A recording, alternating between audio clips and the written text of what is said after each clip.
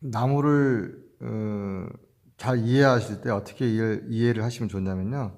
가지 하나가 예를 들어 음, 가지가 있어요. 가지는 어, 이 가지가 뻗어서 얘보다 앞에 가는 경우는 별로 없어요. 이렇게 뻗어가면 끝에보다는 덜 간다는 거죠. 요 원리를 잘 이해하셔야 돼요. 이렇게 뻗더라도 되도록이면 얘보다는 멀리 안 가는. 옆으로 갈 수는 있지만 이 전체를 보면은 얘가 제일 중심이 제일 길다는 걸 아마 관찰해서 볼 수 있을 거예요. 그래서 가지를 그리면 이제 이렇게 그려요.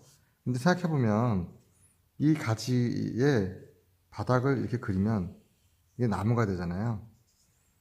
그게 뭐냐면 요 가지 하나를 예를 들어 그려요. 요 가지 하나를 이렇게 그 옆으로 그려요. 자, 쭉쭉 뻗어. 예. 요거를 다시 여기다가 우리가 이렇게 이렇게 해가지고 똑바로 놓으면은 그죠? 여기서 이렇게 보게 되면 나무잖아요. 그러니까 가지 하나를 그릴 때도 나무 전체를 그리는 마음으로 그려야 한다는 얘기고 나무를 하나 그리더라도 그 크게 볼 때는 오밀조밀한 가지를 그리듯이 또 보고 그려야 된다는 거예요. 그래야만 전체적으로 균형을 잃지 않는다는 거죠. 그래서 이제 음, 중요한 게 또 뭐냐면 이제 나무를 그릴 때 땅에 있어요. 종류에 따라 다르겠지만 자 어쨌든 이 나무 둥치에서 이렇게 이제 뻗어가면요 중심에서 뻗어갔잖아요. 모든 가지들 뻗을 때 그거보다는 얘보다는 적게 간다. 요거를 다시 한번 명심하시면 좋을 것 같아요. 그죠? 굉장히 중요하죠. 어떤 걸 그릴 때도 마찬가지예요. 옆으로 틀어진 나무가 있어요.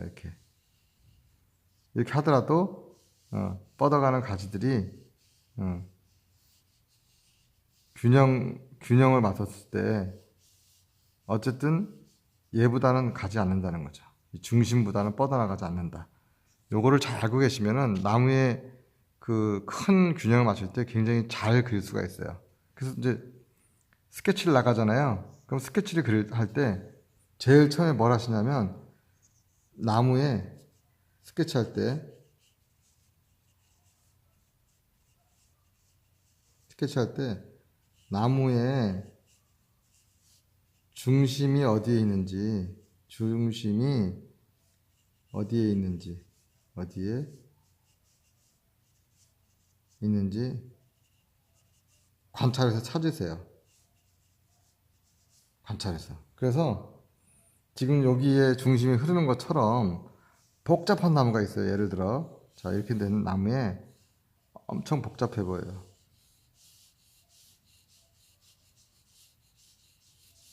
막 어디가 중심인지 모르게 막 이렇게 돼 있어요. 예를 들어 이렇게 할 때 제일 제가 처음에 그렸던 요 중심 있잖아요. 요 중심을 찾아서 그 중심을 먼저 이렇게 스케치를 하는 거예요. 요 중심을. 그 다음에 이 안에서 가장 중심이 될 것 같은 본인이 생각할 때 좀 중요하다 생각하는 것들 그거를 찾아서 이렇게 이제 찾는 거예요. 이렇게 찾아놓으면은 이것이 형태 스케치를 잡은 거야. 그 다음에 어떻게 해요? 나머지 이제 그 다음으로 중요한 것들, 여기에 뻗어 있는 것들을 찾아서 이렇게 이제 넣고, 이렇게 넣겠죠. 그 다음에 이제 여기에 있는 것들을 찾아서 이제 그냥 거기에 맞추면은 이렇게, 어, 얼추 비슷하게 됐잖아요. 이렇게 형태를 찾는 거예요. 그러니까 한 가지 쫓아가지고 스케치를 하면 전혀 엉뚱한 대로 돼요. 그러지 않고 큰 형태를 쳐다보고 중심축을 잡고 거기에 그 다음으로 중요한 가지를 찾고 그 다음에 잔 가지를 찾아준다. 이런 방식으로 나무를 보시면은 그렇게 헷갈리지 않게 된다는 거죠. 그래서 다시 한번 설명을 하면요. 나무에 스케치할 때 나무의 중심이 어딘지 찾는다. 이거 굉장히 중요하다고 그랬잖아요. 그래서 소나무를 그려요. 소나무 그릴 때도 소나무가 막 꼬불꼬불 하더라도 어떻게 된 축인지를 잘 찾는 거예요, 이렇게. 자, 요걸 찾고, 그 다음에 중요한 가지가 여기 있고, 뭐 이렇게 이제 뻗었어요. 뭐 여기 이제 뻗었고, 이렇게 나왔어. 자, 위는 어떻게 됐고. 요런 걸 찾아놓고 나서, 그 다음에 이제 중요한 거, 아, 여기서 가지가 이렇게 뻗었고, 그 다음에 이렇게 이제 뻗었고, 이게 일로 갔고, 여기 뻗어가지고, 일로 뒤로 갔고, 이제 그 다음 찾는 거죠, 이렇게. 음. 자, 이렇게 찾고, 그 다음에 거기다가 가지들을 이제 찾아서 이제 이렇게 만들고, 그 다음에 나중에 여기다가, 이렇게 이제 이파리를 이제 달겠죠. 지금 이제 생략해서 간단하게 하면. 자, 이렇게 중심축을 찾아놨기 때문에 묘사를 막 하더라도 그렇게 이상하지 않게 되면서 큰 틀을 유지할 수 있다는 거, 소나무의 모습을 유지할 수 있다는 거죠. 그래서, 음, 어쨌든 스케치할 때, 굉장히 많은 선들로, 복잡하게 보이더라도 축을 딱 보고서, 그린다.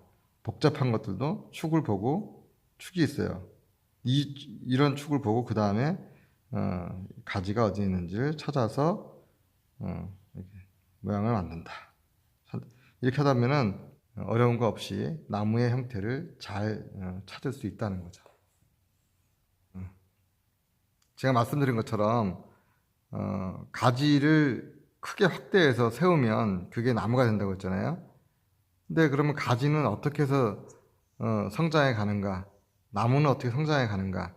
그런 것들이 중요한데 사실 나무는 올해나 뭐 내년이나 작년이나 지금이나 나무를 우리가 커가는 걸 그리는 경우는 별로 없어요. 근데 나무 가지의 성장은 우리가 조금 배울 필요가 있어요. 예를 들어 겨울의 나무, 나무의 성장,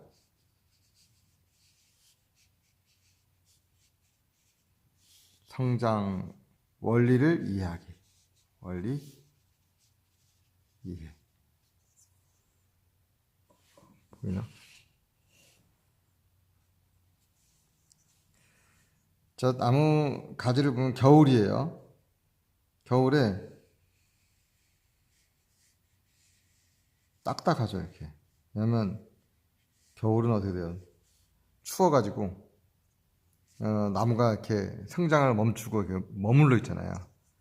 자, 겨울 이렇게 가지도 딱딱해요, 그죠? 자, 봄이 와요. 한 3월쯤 됐어요. 같은 가지가 이렇게 이제 뻗어서 어떻게 돼요? 조금 가는 여기에 이제 가는 가지들이 생겨요. 이렇게 가늘게 부드럽게 되죠. 이렇게. 자, 이러면서 여기에 뭐가 생겨요? 이렇게 새순이 생기죠. 이렇게 초보. 자, 그 다음에 이제 조금 지나서 보면요, 얘들이 크죠. 그러면서 쫙 이제 이 가지들이 뻗어요. 이렇게 길게.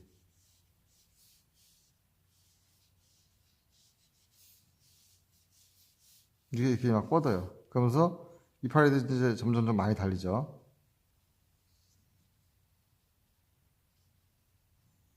그래서 이제 먼 4월이나 5월의 나무들이 여기에 초록빛이 막 도잖아요. 연두빛이. 응? 자, 이러다가 여름으로 되면서 어떻게 되냐면, 자, 이게 가지가 잘 안 보여요. 이렇게. 어떻게 돼요? 이파리들이 붙죠, 여기에.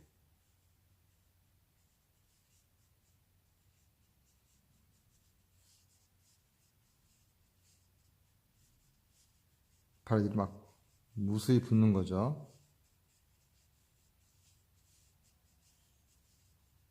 여기서 이제 쭉 뻗어가지고 막 이렇게 이제 붙기도 하고. 그죠? 이렇게 가가지고 이렇게 붙기도 하고. 그 이제 여름이 되면 이제 이렇게 붙는다. 여름. 그럼 다시 또 가을이 옵니다. 가을이 오면 이파리가 이제 떨어지겠죠, 조금. 자, 그러면 이제 가지들이 이렇게 있는데,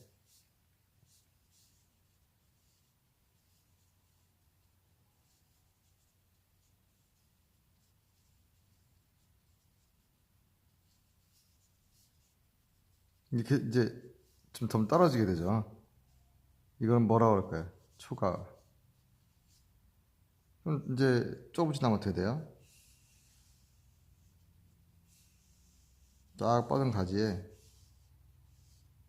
가지가 많아요, 적어요? 겁나게 많아요. 왜? 봄부터 이렇게 새순 나온 게 다 성장해가지고 왔기 때문에 되게 많아요. 장가지가 많죠. 장가지가 많아. 여기 이제 이파리들이 이렇게 달리죠. 그죠? 장가지가 많다는 게 중요해요. 이게 가을이에요. 장가지가 엄청 많은 거. 그 다음에 다시 겨울이 되면 어떻게 돼요? 여기서 컸죠, 이제. 이거보다는 훨씬 커요. 다시 겨울이 되면 이 중에서 많이 성장한 거,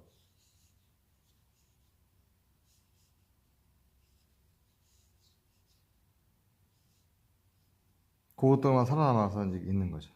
자, 이 가지가, 이 가지가 1년이 지나서 이런 단계를 거쳐서 다시 더 성장한 큰 가지로 변해 있는 거죠. 골격은 같은데 요거에 더 살아났어요. 끝에도 더 달고. 예, 이렇게 해서 성장을 해가는 거죠.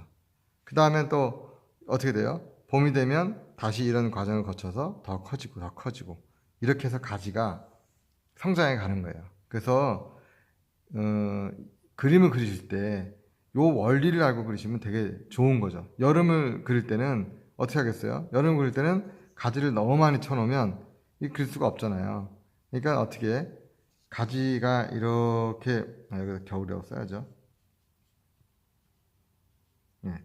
그래서 여름을 그릴 때는 이런 걸 생각해가지고 하나하나 따박따박 너무 그리지 말고 이렇게 이제 스케치를 하듯이 표현해 놓고 나서 여기다가 가지를 이렇게 위치를 이제 잡아 놓고 나서 그 다음에 여기다가 이제 이파리를 그려서 이렇게 채워서 이제 이파리 사이로 이 가지들이 보이게끔 이렇게 하기도 하죠. 그래서 어쨌든 요건 나중에 설명하기로 하고요. 기본적으로는 나무의 성장 원리를 이해를 해서 겨울, 그다음에 봄, 여름, 가을, 겨울로 가면서 이렇게 나뭇가지가 성장해 간다라는 것을 이해하시고 그림을 그리시면 좋을 겁니다. 다음 시간에는 나무의 종류에 따라서 어떻게 우리가 나무를 다양하게 표현할 것인가에 대해서 공부를 해보도록 하겠습니다. 감사합니다. 춘희박의 그림 배우기가 마음에 드셨다면 구독과 좋아요 부탁합니다.